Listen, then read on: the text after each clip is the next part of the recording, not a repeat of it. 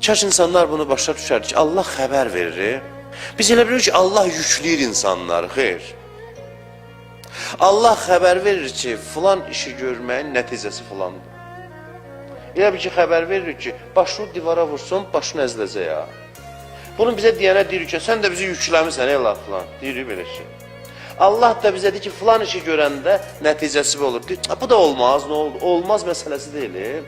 Olmaz məsələsi deyil. Maddi məsələlərdə hər şey şəffaf görünür deyə biz normal qəbul edirik. Bizə desələr ki, məsələn, başını qapının tininə vurmaya, qan asılacaq başından.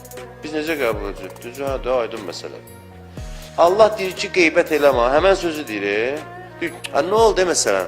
Filan şey içmə, filan işi görmə. Əməlin həqiqətinə uyğun danışır bizlə. Bizə zərər vurur əməl. Amma Allah təkcə demir ki, qarşıda sərt döngə var, ha, diqqətli ol. Allah əmr eləyir, sənə deyir, sürəti azalt. Eləməsən, mən narahat olacam, ha.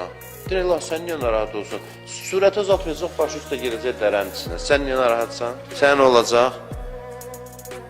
Bu sevgidən başqa nəyə çatdırır bizə? Ancaq sevgin. Özünü qatıb bu məsələlərə, hey deyir, olmaz, olar, bunu elə, bunu eləmə, mən eləsən narahatım, yox, biz sevir ki, bu qədər işlər görürsünüz. Xəbər verməklə kifayətlənmir.